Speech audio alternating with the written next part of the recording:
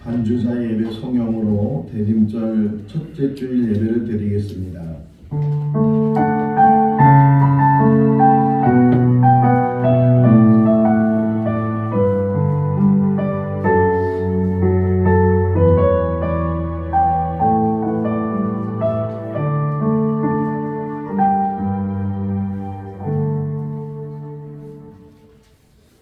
보라, 처녀가 잉태하여 아들을 낳을 것이요 그의 이름은 임마누엘이라 하리라 하셨으니 이를 번역한즉 하나님이 우리와 함께 계시다 함이니라. 사랑과 은혜가 많으신 하나님 아버지, 2024년도 한 해가 저물어 가며 마지막 12월 달을 맞이하였습니다. 특별히 대림절 절기가 시작되었습니다. 오늘 이 시간 주님의 전에 모인 모든 성도들, 예수 그리스도가 이 땅에 오심을 깊이 묵상하며 하나님 앞에 온전한 예배로 영광 돌리는 귀한 시간을 갖게 하여 주시옵소서. 예수님의 이름으로 기원하옵나이다. 아멘. 다 같이 일어나시겠습니다. 찬송가 36장입니다.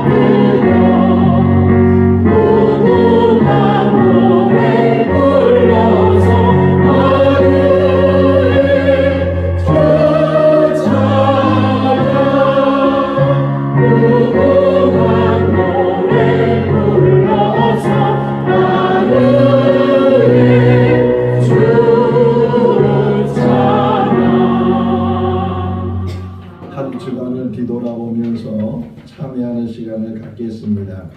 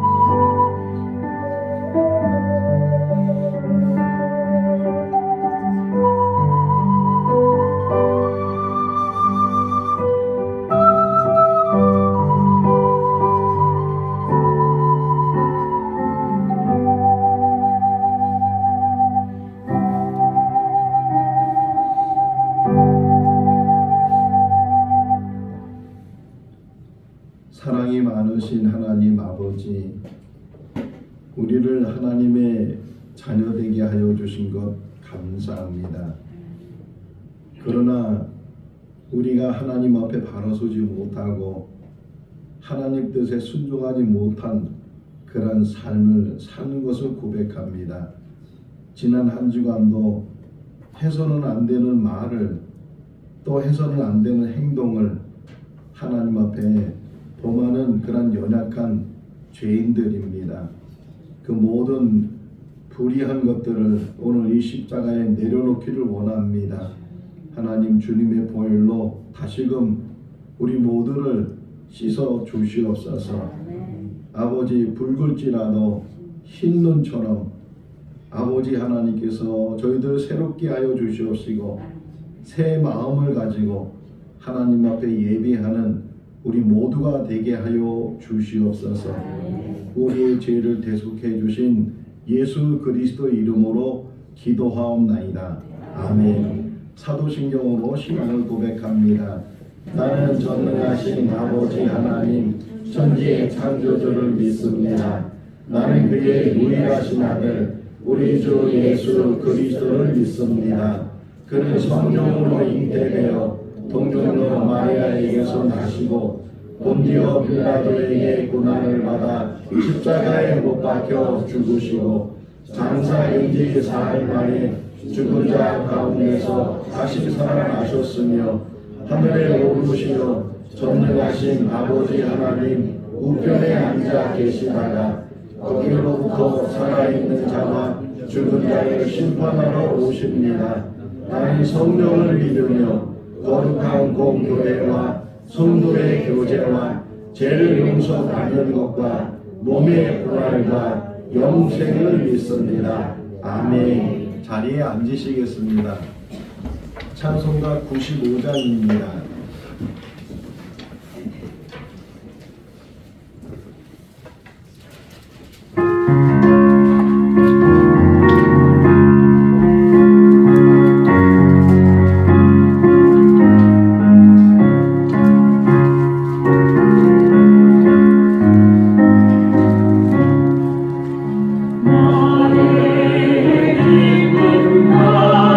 나의 소망 되시며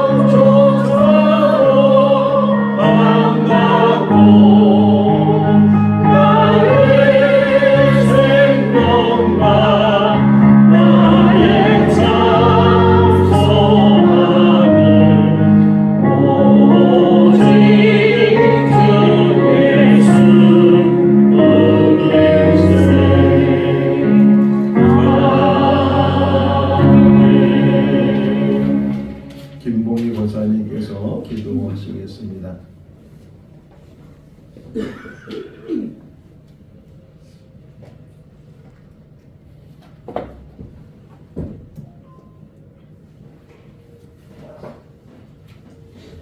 살아 계셔서 우리들을 축복해 주시는 거룩하신 하나님 아버지께 영광과 존귀와 찬송을 올립니다. 아멘. 사랑하는 하나님 아버지, 2024년도 벌써 지나가고 있습니다. 오늘이 12월 1일 마지막 달입니다.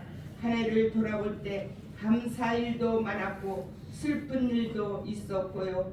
이 시간 무거운 짐을 지고 왔어요. 교만하였고 자만하였고 성도 간에 사랑하지 못하였음을 고백합니다. 회개합니다. 용서하여 주세요. 생거 진천교회를 이곳 중앙에 세우셨는데 목적이 있습니다. 전도하라고 그 사명을 잘 감당할 수 있는 저희들 되게 하옵소서. 기쁨보다는 서로 간에 상처를 주지 않았는지 뒤를 돌아보는 시간이 되기를 원합니다.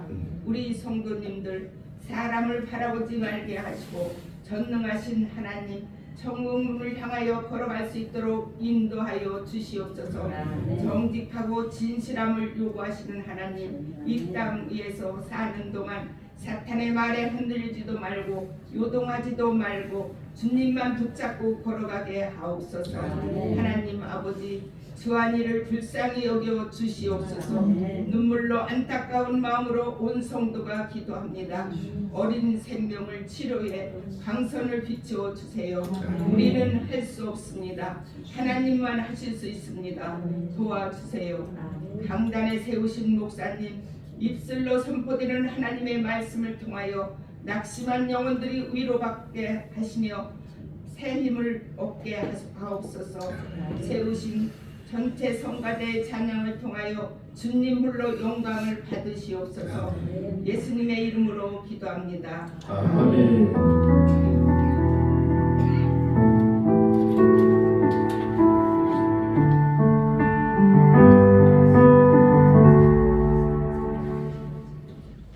오늘 우리 주신 하나님의 말씀은 누가복음 2장 8절에서 20절 말씀입니다.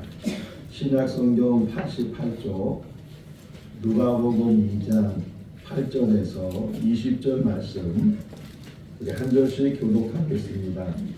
그 지역의 목자들이 밤에 밖에서 자기 양떼를 지키더니 주의 사자가 그에 서고 주의 영광이 그들을 누르시네 크게 무서워하는지라. 천사가 이르되 무서워하지 말라. 보라, 내가 온 백성에게 미칠 큰 기쁨의 좋은 소식을 너희에게 전하노라.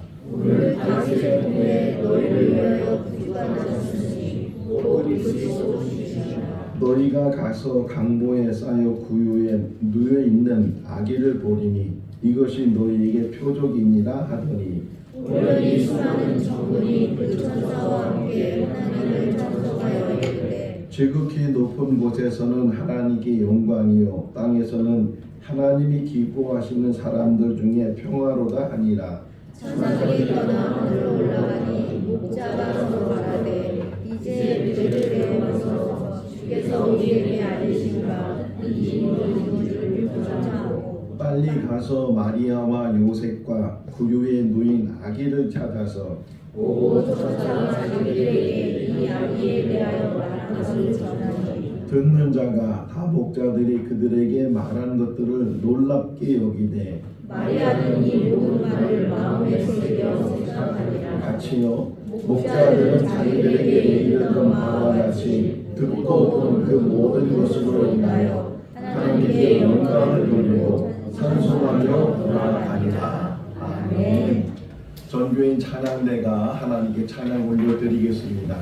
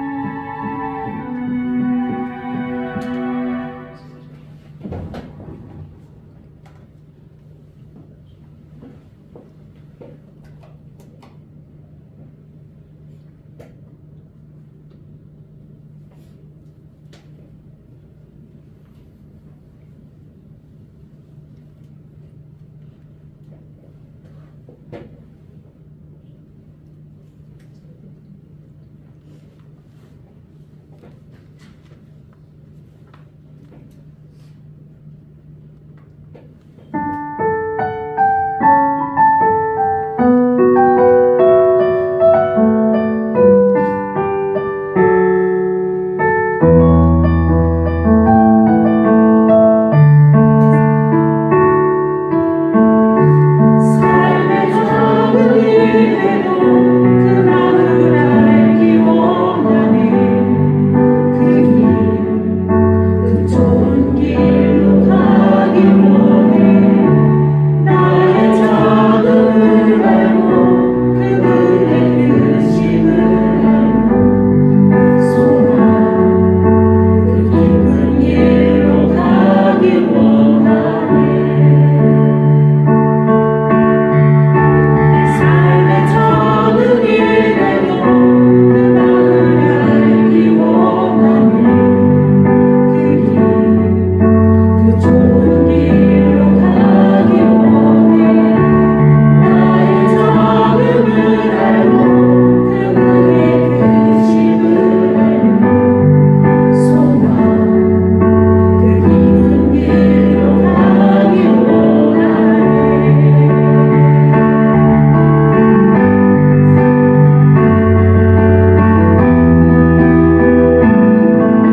저녁 속 세상을 내기보다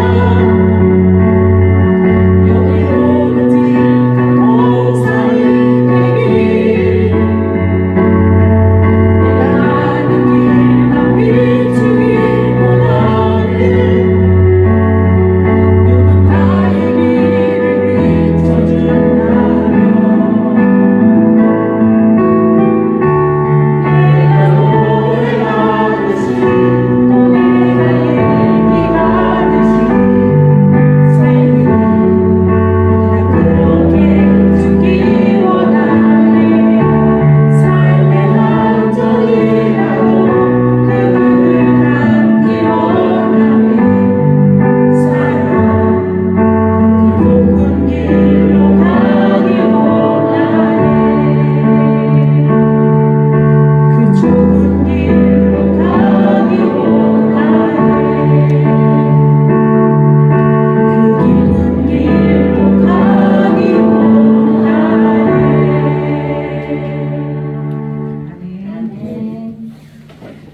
할렐루야. 오늘은 대림절 절기가 시작되는 첫째 주일입니다. 절기하면 1년에 한 번씩 정해져 있는 것이고 그 1년에 한 번씩 정해져 있는 그 절기를 통해서 우리의 신앙을 점검하고 또 절기를 어떻게 지켜야 되는가 하는 것들을 같이 말씀을 통해서 묵상을 하려고 합니다.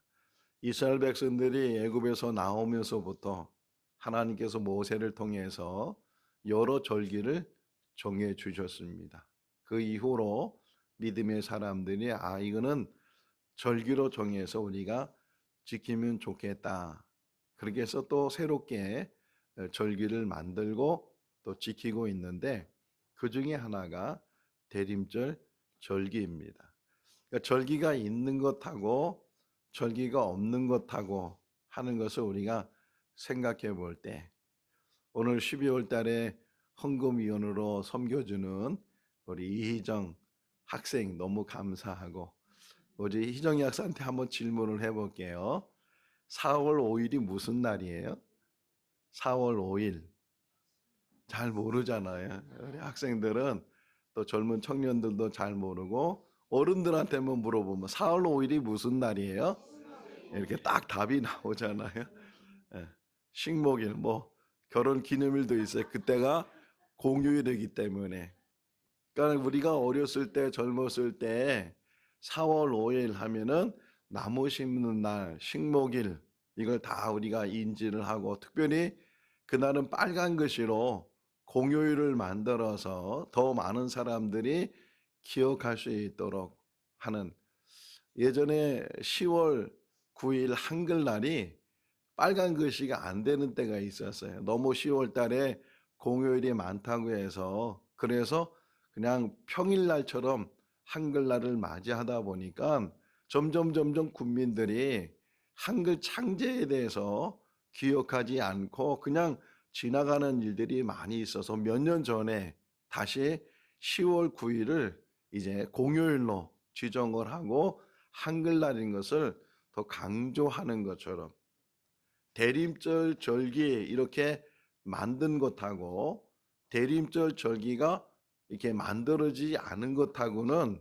그 의미가 그 신앙의 태도가 다르다는 게 어떤 면에서는 연례 행사처럼 우리 찬양할 때 이강래 전도사님이 그 대림절 절기를 맞이하는 자세에 대해서 이야기한 것처럼 이 대림절 절기를 그냥 연례 행사처럼 맞이하는 사람 그러다 보면 그냥 지나가는 절기일 수도 있지만 이 대림절 절기를 다시금 맞이하면서 2000년 전에 이 땅에 오신 예수 그리스도 그분에 대해서 깊이 묵상을 하고 또 사도행전 1장 11절에서 말씀하고 있는 것처럼 다시 오실 예수 그리스도 예수님이 감람원에서 승천하셨을 때 사람들이 하늘만 쳐다보고 있을 때 두 천사가 그들을 향해서 그 너희가 보는 그분이 다시금 구름 타고 오실 것이다. 이렇게 다시 오실 예수 그리스도. 그래서 대림절 절기는 2000년 전에 오신 예수 그리스도를 깊이 묵상할 뿐만 아니라 다시 오실 예수 그리스도를 묵상하고 또 소망하고 기대하고 기다리는 그런 절기인 줄로 믿습니다. 자, 예수님께서 하나님이 사람이 돼서 이 땅에 오셨는데 장소가 있을 거 아니에요? 예수님이 오신 장소가 우리가 알고 있는 것처럼 베들레헴. 베들레헴 2000년 전에 한 마구간에서 아기가 출산했는데 그 아기가 바로 예수였고 그 예수님이 어떤 분인가를 나중에 가서 많은 증언들과 많은 일들을 통해서 그분이 바로 구약 성경에서 그렇게 기다리게 했던 메시아구나 그리스도구나 하는 것을 알게 되는 근데 결과론이지만 그 아기가 태어났을 때 그 마구간에 찾아온 사람들이 있었는데 한 부류는 동방 박사들 별을 연구하다가 특별한 별을 보고 그 별의 주인을 찾아 그들이 여행을 하다가 마침내 그 베들레헴 한 마구간에서 그 별의 주인을 만나게 되고 또 한 부류는 오늘 우리가 읽은 것처럼 양을 지키던 목자들이 천사들의 소식을 듣고 그래서 베들레헴 한 마구간까지 찾아오게 돼서 결과론이지만 박사들이 또는 목자들이 아기 예수 탄생의 그 자리에 있었다. 지금도 그 베들레헴을 생각해 보면 지금 이 시즌이 많은 사람들이 베들레헴을 들리는 거기 가고자 하는 그런 시즌이에요. 그런데 지금 이스라엘이 전쟁 속에 있고 또 이렇게 어렵고 환경이 위험하니까 특별히 베들레헴은 이스라엘 땅이지만 그 지역은 팔레스타인 사람들이 대부분 살아요. 그러니까 예루살렘에는 유대인들이 많이 살고 있지만 베들레헴은 팔레스타인들이 많이 살고 있기 때문에 정세가 그렇게 평화롭지 않기 때문에 예년처럼 많은 순례객들이 베들레헴에 가지 않지만 그럼에도 불구하고 이 12월 달이 되면 많은 순례객들이 베들레헴을 찾아가요. 종파를 떠나서 가톨릭 신자들도 정교회 신자들도 개신교 신자들도 대림절 절기가 되면 우리가 성탄절 노래를 부를 때 성탄 시즌에 노래를 부르는 거하고 한여름에 성탄 노래를 부르는 거하고는 다르죠. 감흥이 다르고 느낌이 다른 것처럼 저도 베들레헴에 갔었는데 그때는 이 시즌이 아니고 2월 달쯤에 갔기 때문에 그냥 여기가 예수님 탄생하신 자리구나 예수님 탄생교회가 기념교회가 거기에 베들레헴에 세워져 있는데 그 정도였지. 이렇게 지금 가면은 또 이제 2000년 전에 그 동방 박사들이 또는 목자들이 예수님을 만났던 것처럼 그런 감흥을 가지고 이제 베들레헴을 찾아갈 텐데 지금은 정세가 좋지 않기 때문에 베들레헴에 가는 사람 숫자가 많이 줄었다 하는 그런 이야기도 우리가 듣게 돼요. 자, 복음서를 보니까 예수님께서 30세쯤 이제 공생애의 삶을 사시는데 세례 요한을 찾아가서 세례를 받으시고 또 금식을 하시고 그 이후로 여러 곳을 다니면서 복음을 전하시고 또는 병자들을 고쳐주시고 그러는데요. 제가 한번 다시금 유심히 이 복음서를 이제 읽고 찾아봤는데 예수님이 공생애의 삶을 사시는 3년 동안에 베들레헴에 간 적이 없어요. 아니 혹이나 갔을지 모르지만 기록이 없어요. 그러니까 뭐 갈릴리 지역에서 대부분 이 사역을 하시고 또 명절이나 어떤 특별한 일이 있을 때 예루살렘까지 뭐 베단이나 여리고나 이런 지역은 이렇게 다니셨는데 본인이 출생했던 그 베들레헴에는 가셨다는 그런 기록이 없어요. 왜 그러셨을까? 아니 예수님의 고향인데 거기서 태어났는데 한 번쯤은 좀 그 베들레헴에 가시고 거기가 또 다윗의 고향이기도 하고 그런데 갔다는 기억이 없어요. 제가 가끔 저 남해 쪽을 갈 때가 있어요. 여수를 가거나 또는 뭐 거제도를 가거나 이렇게 갈 때가 있는데 그 남해 쪽에 가면 어느 지역이든지 특별히 이순신 장군 동상이 이렇게 곳곳에 세워져 있어요.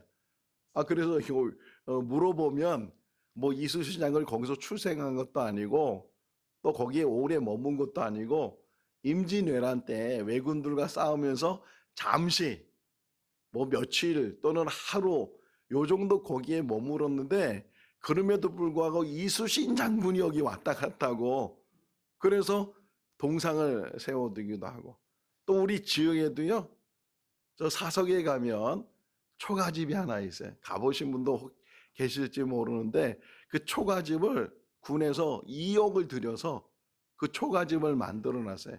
근데 그 초가집 이름이 허준 주막. 동의보감을 쓴 그 허준이 거기를 지나갔다는 거예요. 그래서 거기서 하룻밤을 잤는데 그 주막에서 하룻밤 잔 것을 기념해서 초가집을 짓고 거기다가 허준 주막이라고 가보면 사람도 없어요. 그냥 그렇게 만들어 놓았는데 이렇게 한 번 지나갔다고 며칠 거기 묵었다고 동상을 세워놓기도 하고 초막을 만들기도 하고 초가집도 만들기도 하고 그러는데 하나님이 사람이 돼서 이 땅에 오셨다 하는 이 자체 하나만 가지고도 예수님이 공생애 때 찾아가지 않는다 할지라도 지금도 많은 사람들이 베들레헴 하면 예수님께서 이 땅에 오신 장소 이렇게 기억을 하고 있고 그래서 이런 시즌이 되면 대림절 성탄절 시즌이 되면 유독 거기를 많이 찾아가게 되는데 그런데 그 예수님께서 출생한 그런 이야기가 마태복음 1장 2장 또 누가복음 1장 2장에 기록이 되어 있어요. 마가복음이나 요한복음에는 예수님 출생에 대해서 언급을 안 하고 그냥 그리스도이시다. 그분이 말씀이신데 하나님이신데 이 땅에 빛으로 오시고 그분이 또 인류의 모든 죄를 대속하시기 위해서 오신 분이시다. 세례 요한의 입을 통해서 세상의 모든 죄를 지고 하시는 하나님의 어린 양이로다. 이렇게 표현하고 있는 것처럼. 근데 마태복음과 누가복음이 예수님의 출생에 대해서 언급하고 있는데 그런데 마태복음 2장을 보면 동방박사 이야기라면서 그들이 베들레헴에서 아기 예수를 만나게 됐다. 원래 그 예수님의 육신의 부모인 요셉과 마리아는 이 베들레헴에 사는 사람들이 아니었고 나사렛. 지금도 가면은 나사렛에 가면 마리아가 살던 집, 마리아는 아랫동네 처녀였고 요셉은 윗동네 총각이었는데 그 그 둘이 이렇게 좋아하게 되고 정혼하게 되고 그래서 이제 부부가 되게 되는데, 그런데 그 나사렛과 베들레헴은 아주 거리가 먼 그런 장소인데 왜 굳이 그 만삭된 마리아가 그 베들레헴까지 가서 거기서 굳이 왜 아기를 낳게 됐는가? 그거를 이 누가복음 2장이 우리에게 설명해 주고 있어요. 그러니까 베들레헴에서 아기 예수가 탄생했다. 이게 마태복음 2장에서도 또 누가복음 2장에서도 설명해 주고 있는데, 당시 이스라엘은 로마의 식민지였기 때문에 로마 황제가 명령하는 대로 그들이 행해야 돼. 근데 2장, 누가복음 2장 앞부분을 보게 되면 그 로마 황제가 호족을 신고하라고. 근데 요셉은 다윗의 후손이기 때문에, 유다 지파이고 다윗의 후손이기 때문에 다윗의 고향인 그 베들레헴까지 부득불 가게 되는데, 만삭된 마리아를 데리고 호족 신고하러 가다가 그만 거기서 아기를 낳게 됐어요. 그랬을 때 이제 오늘 본문의 이야기가 계속 연결되는데, 그 아기가 태어나는 그 과정 속에서 한 무리들에게 천사가 나타났다는 게, 그 무리들이 누구냐? 목자들이었다. 양을 지키는 그런 목자들에게 천사가 나타나서 온 백성을 위해서 좋은 소식을, 가장 큰 좋은 소식을 너에게 전해주겠다. 구주가 나셨는데 그가 곧 그리스도 주시라. 이런 기쁜 소식을 그 목자들에게 전해줬어요. 자, 여기서 멈추는 거예요. 왜 천사들이, 그렇게 많은 직업이 있는 사람들, 많은 부류의 사람들이 있을 텐데 왜 굳이 그 양을 지키고 있는 목자들에게 나타나서 그 놀라운 소식을 전해줬을까? 그 당시만 해도 성경을 잘 알고 있는 사람들은, 구약을 말하는 거예요. 구약 성경을 잘 알고 있는 사람들은 메시아를 기다리고 있었거든요.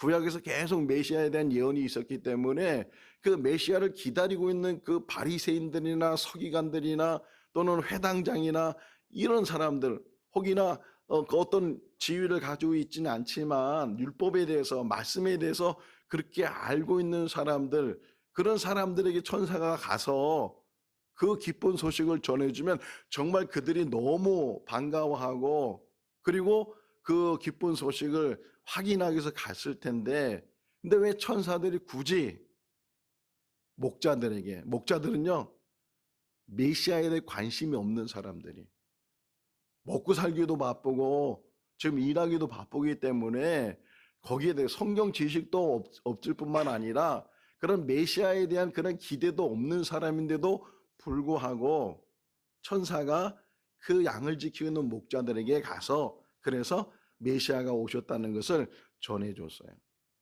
왜 그랬을까?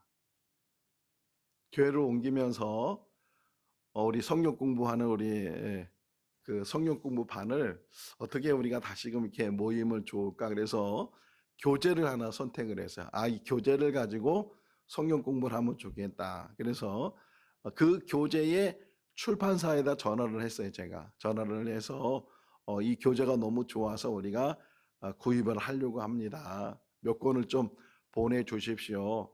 그래서 그 마침 출판사 사장님이 그 전화를 받아서 그 보내드리겠다고. 그래서 제가 주소를 가르쳐 줬어요.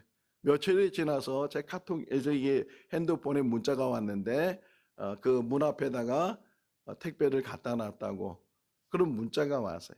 그래서 제가 얼른 교회 문 앞에 가서 왔나 했더니만 안 보이는 거예요.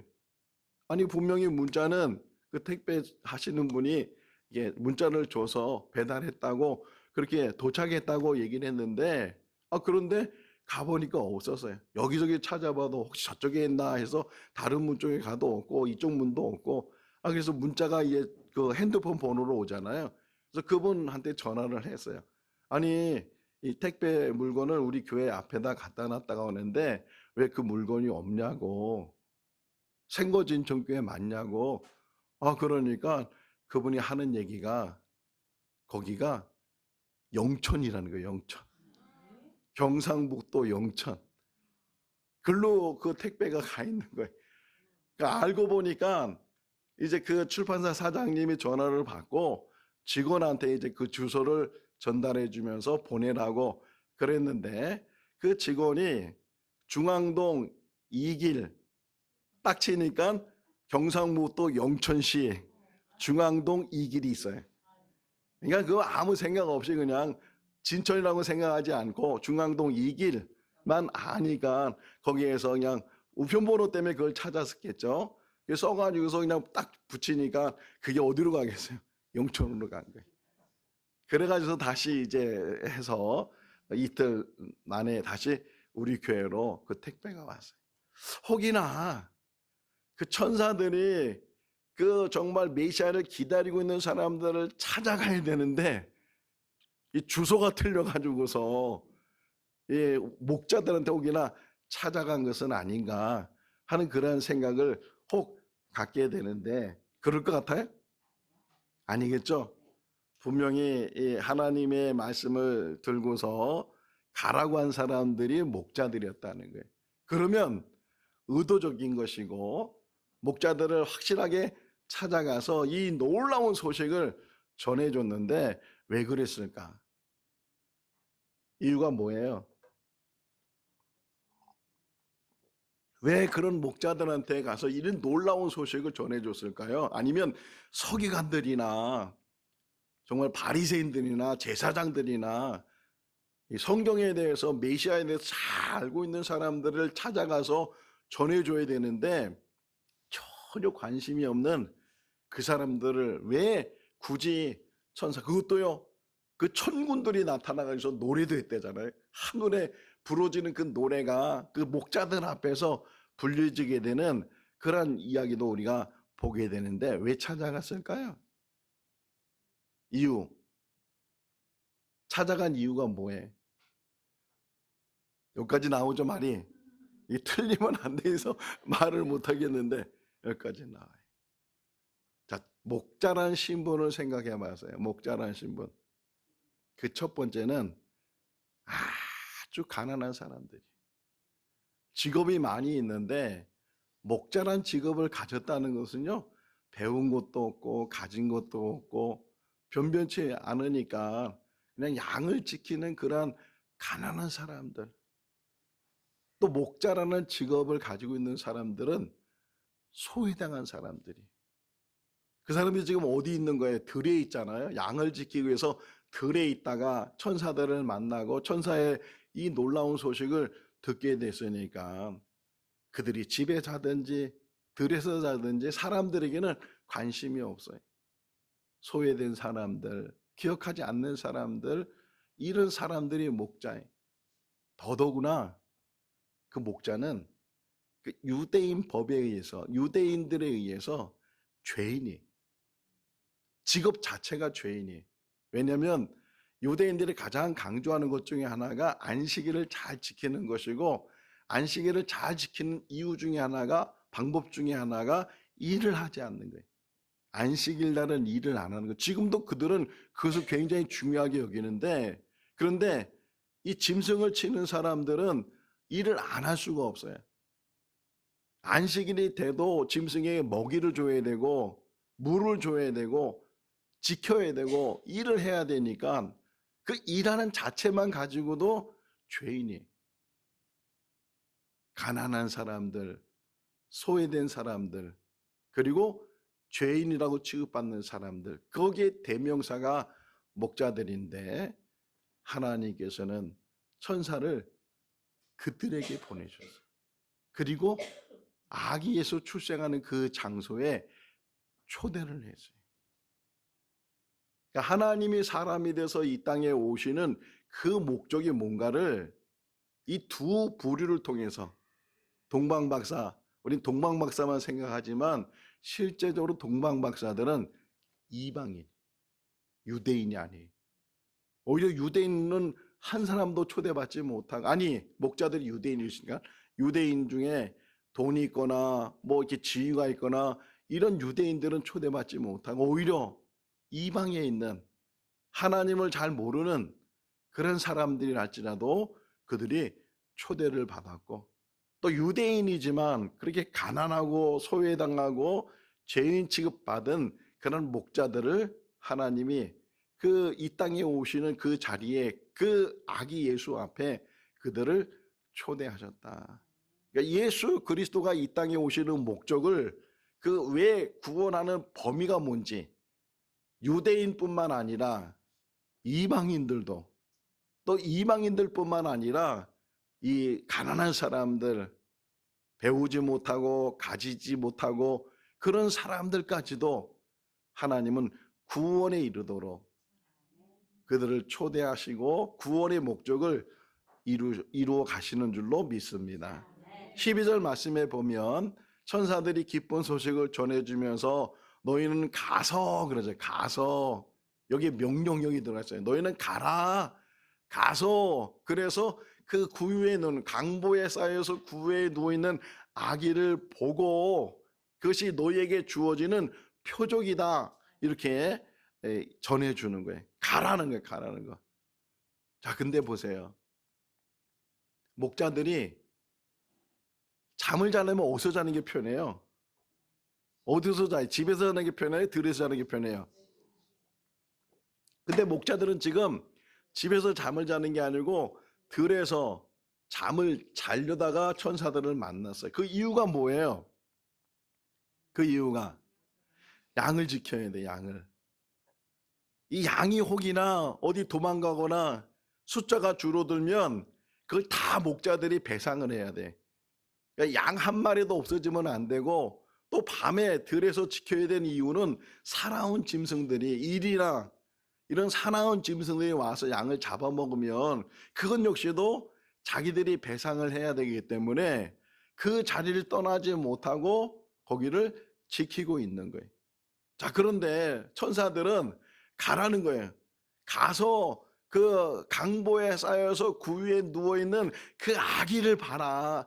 이게 너에게 보여주는 표적이다. 이랬을 때 혹이나 가고는 싶은데 우리가 가는 동안에 양이 없어지면 우리가 가는 동안에 살아온 짐승이 나타나서 그 양을 잡아먹으면 그거 누가 책임지는 거예요? 누가 배상해야 되는 거예요? 그러니까 어떤 면에서는 목자들이 갈 수 있겠어요? 못 가는 거예요. 듣긴 들었는데 못 가는 거예요. 만약에 그 목자들이 천사의 그 놀라운 소식을 듣고 그 천사들의 그 찬양을 들은데도 불구하고 우리는 양을 지켜야 돼. 우린 여기 있어야 돼. 그래서 안 갔다면 이 소식을 지금 우리가 알 수 있을까? 15절 말씀에 보면 천사가 떠났어요. 그리고 나서 이 목자들이 서로 말하기를 야, 가자. 지금 뭐 배상이고 뭐고 양 잃어버리고 뭐 어디 어떻게 되고 그거는 지금 신경 쓸 게 아니고 야, 지금 우리가 이 천사들이 말해준 그곳으로 가서 직접 보고 이게 신앙이에요. 따져서 내가 손해보면 안 되는데 내가 이거 지키지 않으면 안 되는데 만약 목자들이 그랬다면 2000년이 지난 이 이야기를 우리는 전혀 듣지도 못할 것이고 기록되지 않았을 것이고 천사들이 기쁜 소식을 전해준 것을 우리가 알지 못했을 텐데 이 천사의 15절 말씀에 그러잖아요. 가자. 가서 우리가 보자. 그래서 그들이 달려가 보니까 정말 한 마구간에 요셉과 마리아 그 아기가 강보에 쌓여서 구유에 누워 있는 것을 보고 17절 말씀에 보면 그들이 천사들로부터 들었던 모든 것들을 다 그 여기 모여 있는 사람들에게 전해줬다는 거예요. 자, 다시 그 마구간에 동방 박사들이 왔어요. 또 목자들이 왔어요. 자, 동방 박사들은 아기 예수를 만나서 마태복음 1장 11절 말씀에 보면 아기 예수께 절을 하고 자기들이 보배함을 열어서 황금과 유향과 모략을 예물로 드리는 이야기가 나와요. 반면에 목자들은 그 아기 예수를 찾아갔는데 드릴 게 없어요. 오직 그들이 거기서 행한 일은 뭐냐? 자기들이 보고 들은 것을 전했어요. 예물을 드리는 것도 너무 귀한 일이에요. 근데 더 귀한 일이 뭐냐? 증언이에요, 증언. 그래서 사도행전 1장 8절 말씀에 오직 성령이 너희에게 임하시면 너희가 권능을 받고 예루살렘과 온 유다와 사마리아 땅 끝까지 이르러 뭐라고요? 증인이 되리라. 이 대림절 절기를 맞이해서 우리가 해야 될 일이 뭐냐? 2000년 전에 우리의 구주가 이 땅에 오신 것.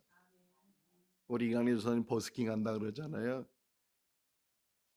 너무 기쁨으로 하는데 그것을 통해서라도 예수님이 이 땅에 오신 것을 전하고, 지나가는 사람들, 지금 옛날 우리 한 20년 30년 전만 해도 이맘때만 뭐 캐롤송이 그냥 막 울려 퍼지고 뭐 크리스마스 카드를 뭐 판매하고 사고 전하고 그랬는데 점점 그런 캐롤송도 없어지고 어떤 크리스마스에 대해서 성탄에 대해서 전혀 무관심하고 목자들이 행한 일들을 기억하면서 우리가 해야 될 일이 뭐냐? 하나님이 사람이 돼서 이 땅에 오셨습니다. 우리를 구원하시기 위해서 이 땅에 오셨습니다. 저는 병원에서 안 태어나고 집에서 태어났어요. 집에서. 저만 그런 게 아니고 제 시대에는 산파들이 와가지고서 그래서 도와주고 그래서 집에서 다 태어났어요. 집에서 태어나면 하는 일이 뭐냐? 대문에다가 금줄을 걸어요. 아들을 낳으면 숯하고 고추하고 같이 금줄을 걸어놓고, 또 딸을 낳으면 고추는 빼고 숯만 걸어서 금줄을 걸어요. 그 금줄이 뭐예요? 이 집은 아기가 지금 태어났는데 들어가지 마시오. 금줄이에요. 금줄. 그 많은 것. 그것을 표시해 주는 거예요. 근데 성경은요 너무 놀라운 거예요. 레위기 12장을 보면 출산하게 되면 하나님이 어떻게 해야 되는 것을 이스라엘 백성들에 말씀해 주셨는데, 또 아들 낳을 때 하고 딸 낳을 때 좀 달라요. 아들을 낳으면 일주일 동안 부종한 거예요. 그리고 33일 동안도 만나면 안 돼. 아들을 낳으면. 그렇게 금줄 같은 것을 만들어서 부종하다 그러지만 그 부종하다는 그 의미 안에는 산모를 보호하고 아기를 보호하는 거예요. 근데 또 딸을 낳으면 2배, 2주 동안, 그리고 66일 동안 사람들 만나지 못하도록, 사람들이 찾아오지 못하도록. 자, 그런데 지금 아기가 태어났을 때 그 마국간에 지금 동방박사들이 또 목자들이 찾아왔어요. 원래는 금줄을 만들어야 되고 남이 오는 거 전염시킬 수도 있고 면역력이 약하니까 그걸 찾아야 되는데, 그런데 그렇게 하지 않고 그냥 출생하자마자 좀 있으면 헤롯이 죽인다는 그런 이야기가 나오고, 그래서 애국으로 피난 가고 그런 상황 속에서 지금 동방박사들 목자들이 그 마국간을 찾아갔다고요. 자, 그러면서 그 자기들이 본 것, 들은 것, 이거를 이야기해 줬을 때 18절 말씀해 보니까 들은 사람들이 다 놀랐는데 19절에 마리아는 그 이야기를 마음에 새겨두었다. 어디다 새겨뒀다고요? 마음에 새겨두었다. 우리 마음에 성탄이 새겨질 수 있기를 바랍니다. 하나님이 사람이 돼서 이 땅에 오신 날, 그날을 기억하면서 인류를 구원하신 그 인류 안에는 우리가 포함되고 나 한 사람 한 사람이 포함되는데, 그 인류를 구원하시기 위해서 이 땅에 오셨다. 결론은요, 또 하나 생각한 게 뭐였냐면, 만약에 목자들이 그날 밤에 거기에 없었다면 이 소식을 들을 수 있었을까? 삶의 자리에. 복음은 삶의 자리에서 들을 수 있어요. 그 삶의 자리에서 하나님이 나타나시고 천사들이 나타나서 기쁜 좋은 소식을, 그리스도가 나셨다, 그리스도가 너희와 함께 하신다, 임마누엘의 복이 우리에게 임하게 되는 줄로 믿습니다. 삶의 자리에서 예수 탄생을 기뻐하고 예수 탄생을 증거하는 그런 대림절 절기가 될 수 있기를 주님의 이름으로 축원합니다. 기도하겠습니다. 사랑이 많으신 하나님 아버지, 대림절 절기를 맞이하게 하시고 2000년 전에 이 땅에 오신 예수 그리스도, 그분이 바로 우리의 구주이시고 우리의 모든 죄와 죽음의 문제를 해결해 주신 분인 것을 우리가 알고 믿고 하나님 앞에 찬양을 올려드립니다.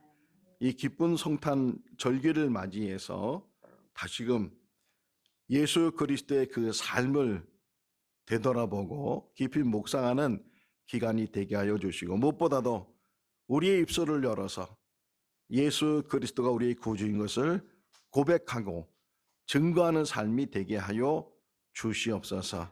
예수님의 이름으로 기도하옵나이다. 아멘. 찬송 123장 하시면서 봉헌하시겠습니다.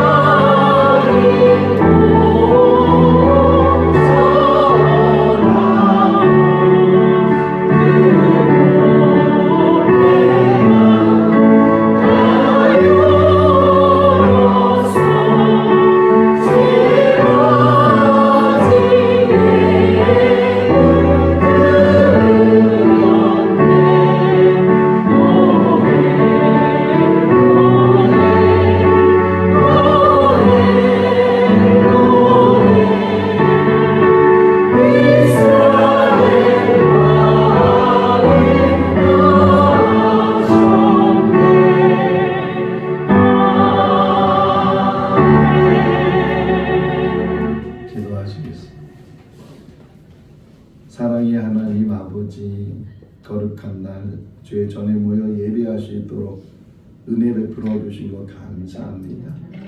또 늘 어려운 상황 속에서도 하나님의 것을 구별하여 하나님 앞에 예물을 드리는 귀한 성도들의 그 마음과 그 정성과 그 믿음을 흡양하여 주시옵소서. 이 구별된 예물이 하나님 나라에 쌓아질 뿐만 아니라 우리 귀한 성도들 이 땅에 산 날 동안 하나님께서 주시는 복을 누리며 살게 하시고 부족함이 없게 해주시고 손을 대사는 모든 일마다 형통케 하여 주시옵소서. 예수님의 이름으로 기도하옵나이다. 아멘. 우리 12월 달 성부 한번 같이 읽어보도록 하겠습니다. 마태복음 1장 22에서 23절. 아벨을 낳으니 이름을 예수라 하라. 이는 그가 자기 백성을 그들의 죄에서 구원할 자이심이라 하니라. 이 모든 일이 된 것은 주께서 선지자로 하신 말씀을 이루려 하시니 이르시되 보라 처녀가 잉태하여 아들을 낳을 것이요 그의 이름은 임마누엘이라 하리라 하셨으니 이를 번역한즉 하나님의 이름과 함께 계시다 함이라. 아멘. 오늘은 이제 대림절 첫째 주일이고 계속 대림절 절기를 우리가 지키게 됩니다. 예수 그리스도가 이 땅에 오심을 다시금 깊이 묵상하는 절기가 될 수 있기를 바라고, 예배 마치고 나면 우리 재직회 총회를 잠시 갖도록 하겠습니다. 우리 재직들은 자리에 남아 주시고, 수요 기도회는 주미경 전도사님이 인도하고 말씀을 전했는데 그 주미경 전도사님이 안 계시는 동안에 우리 김준규 목사님이 본인이 담당하시겠다고 일부러 수요일 날 그 서울에서부터 이곳에 오셔서 예배 인도를 하고 또 막차를 타고 다시 서울로 올라가시겠다고, 그렇게 해서 주종사님 올 때까지는 본인이 섬기겠다고 하셨습니다. 너무 감동적이고 감사한데, 근데 오셨는데 아무도 없이 그냥 우리가 수요일 날 수요 기도회 때 꼭 좀 오셨으면 좋겠습니다. 서울에서도 오셔서 말씀을 전하시려고 그런 열정을 가지고 섬기시려고 하는데, 우리 진천 안에 사는 우리 성도들 좀 다른 일들은 미리미리 하시고 부득이해서 못 오신 분도 있죠. 그때 일을 해야 되고 그런 부분은 없지만 또 시간을 내서 올 수 있는 분들은 이 김준규 목사님 오시는 동안만큼이라도 수요일 날 오셔서 같이 말씀 듣고 같이 기도하는 그런 시간을 가질 수 있기를 바랍니다. 우리 달력을 미리 만들었는데 아직 안 가져가신 분들 좀 가져가신 분들 중에서도 전도용으로도 쓸 수 있으니까 거기 다 성부가 들어가 있거든요. 그래서 좀 더 가져가셔서 친지들이나 또 지인들에게 달력을 좀 전해 주시면 좋겠고, 지난 주일날 기도 옆에 우리 회원들 와서 같이 예배를 드렸는데 우리가 후원금이 50만 5천 원이 됐어요. 몇백 명 모이는 교회도 그렇게 못하는데 우리 성도들이 정말 마음을 다해서 하나님의 일이기 때문에 같이 이렇게 섬겨주시면 너무 감사하고, 이 기도협회에 후원하는 모든 금액은 성경을 다 만들어요. 성경을 만들어서 여러 곳에 보내기도 하고, 또 아프리카나 이런 성경을 만들지 못하는 그런 나라들을 위해서 또 성경을 만들어서 이제 보내고 있으니까 같이 기도하고 또 협력하는 우리가 되면 참 좋겠다 생각이 되고, 이강래 전도사님이 치과 앞에서 버스킹을 이제 준비를 하고 있습니다. 그래서 우리 성도님들도 같이 좀 참여해 주시면 좋을 것 같고, 저녁 때 하는 거니까 또 날씨도 춥고 그래서 뭐 차례도 이렇게 준비를 해서 나눠주든가 아니면 같이 찬양을 같이 한다든가 이렇게 해서 우리가 같이 이 성탄을 더 의미 있게 맞이하면 좋겠다, 그런 생각이 되고요. 저는 다음 주에 청주에 있는 중국 명성교회 가서 오후 예배 설교를 하고 또 예배 마치면 항존지 피택자들이 있는데 한 50명 정도 되는데 그 피택자 교육을 제가 하게 됐어요. 여러분들이 그래서 좀 기도를 해 주시기를 바라고, 예배 마치고 재직회 끝나면 여기 세가족신에서 12월 달 생일자 축하하는 시간을 갖도록 합니다. 우리 김봉희 권사님, 또 이정현 학생, 또 박종현 우리 청년도 이제 12월 달 생일인데 생일자 축하를 하도록 하고, 누구? 야시도 또 12월 달에 생일이라고 하네요. 11월 7일이야. 예, 감사합니다. 그렇게 하고 또 이봉용 권사님 아버님이 100세시잖아요. 100세시고 또 그분이 인간문화재이시고 장인이에요. 근데 그분이 특별히 우리 교회를 위해서 십자가를 만들어서 헌물을 했어요. 그래서 이거는 세계에서 하나밖에 없는 십자가를 여러분에게 공개를 하겠습니다.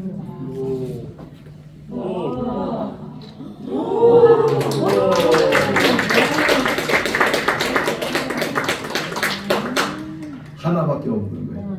네. 저 십자가는 가시멸관을 상징해서 가시를 엮어서 만들었고, 요즘 십자가 예수님이 없잖아요.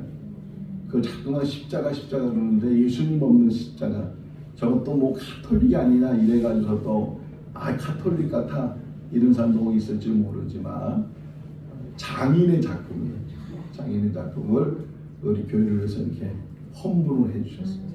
값으로 따질 수 없는 건데 우리 정말 주님의 십자가를 깊이 묵상하고 주님의 그 은혜를 늘 깨닫는, 너무 우리 교회 축복받았죠?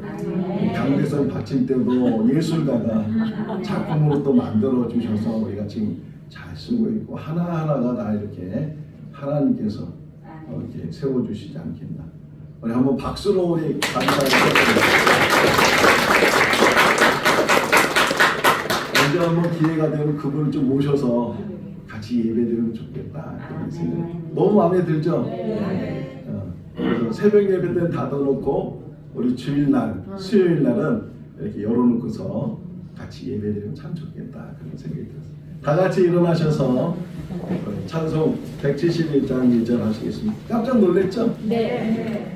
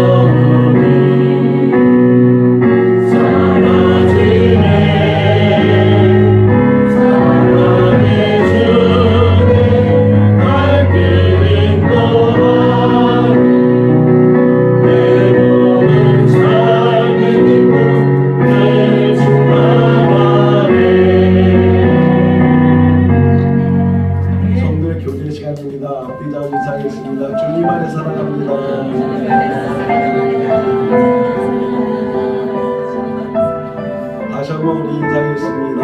예수님의 탄생을 증인하는 목자 같은 삶을 삽시다.